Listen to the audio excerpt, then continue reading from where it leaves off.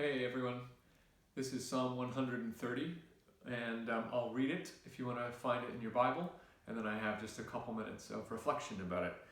I think the psalm is broken into 4 parts, so you can listen for the 4 parts and I'll pause as I read it. Psalm 130, a song of ascents. Out of the depths I cry to you, O Lord. Lord, hear my voice. Let your ears be attentive to the voice of my supplications.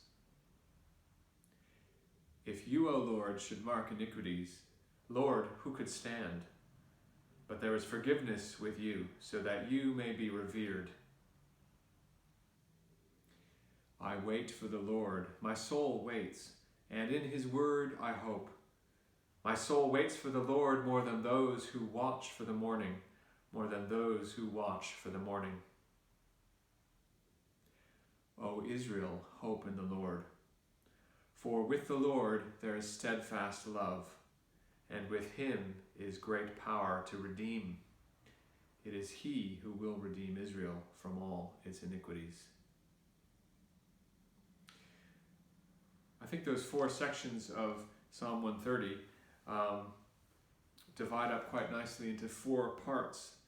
And the 4 parts are crying out to God, thinking about God, waiting and hoping for God, and then helping others. So those 4 parts, which I think are really important as we wait in our homes and flats, and as we think about each other and our neighbors as well.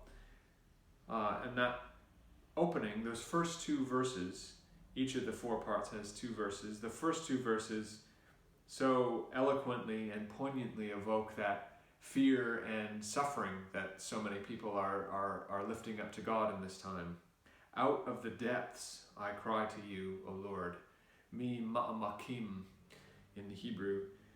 And aren't we crying to God out of depths these days? These verses have inspired people for thousands of years, all the way up to Luther in the Reformation, and people around us all today. These words make this psalm one of the 7 penitential psalms, one of the 7 very special psalms that we reflect on as Christians this time of year. Out of the depths I cry to you, O Lord. Lord, hear my voice. Let your ears be attentive to the voice of my supplications. But then in verses 3 and 4, there's a bit of a change, and the psalmist is a bit more reflective about who God is, and takes a moment to reflect outside the situation of that fear and that cry. If you, O Lord, should mark my iniquities, Lord, who could stand? But there is forgiveness with you, so that you may be revered.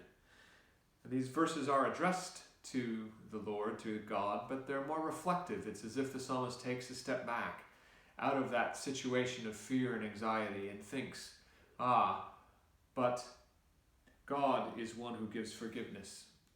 It's for that reason that God is revered. God isn't one who marks all iniquities. God forgives. And then in verses 5 and 6, a transition again from waiting into hoping. Hoping, in a sense, that God will forgive and be present. And that beautiful turn of phrase that repeats so poetically, evoking the people who stood on the watchtowers in Jerusalem or in any city waiting for dawn, the watchers who protected the city, who yearned for dawn to come so that their watch could be over, more than those who watch for the morning, more than those who watch for the morning. And the psalmist hopes with that same hope that dawn will come. And then in verses 7 and 8, if we've had crying, thinking, hoping, then we get helping. And this is a really critical change. The psalmist doesn't just hope, the psalmist helps. The psalmist says, O Israel, hope in the Lord. The psalmist turns to his or her co-religionists, his friends, family, others in Israel, in the city, and encourages them to hope. For with the Lord there is steadfast love, and with him is great power to redeem.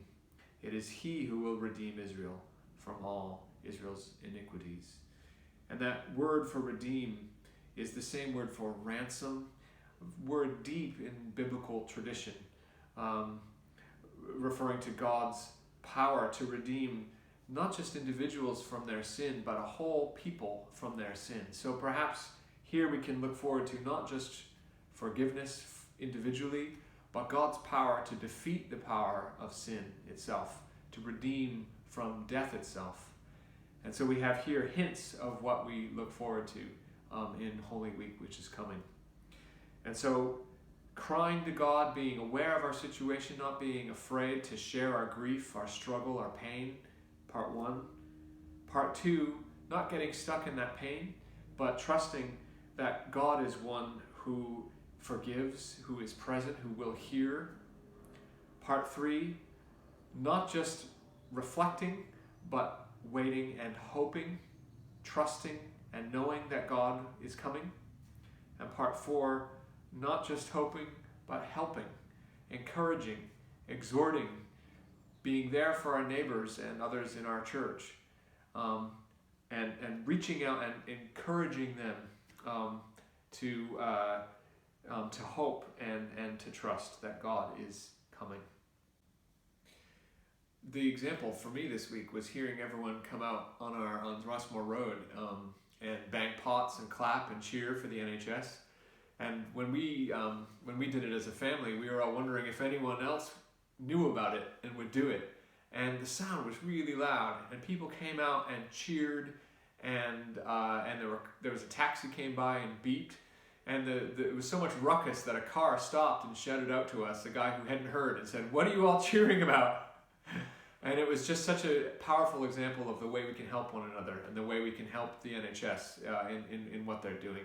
And let's do that. Let's not just wait for 8 p.m. on one night. Let's do that every day to help each other, support one another in this fight against the virus and against everything that we're facing right now.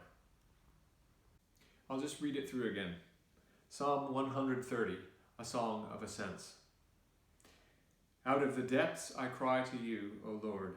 Lord, hear my voice. Let your ears be attentive to the voice of my supplications.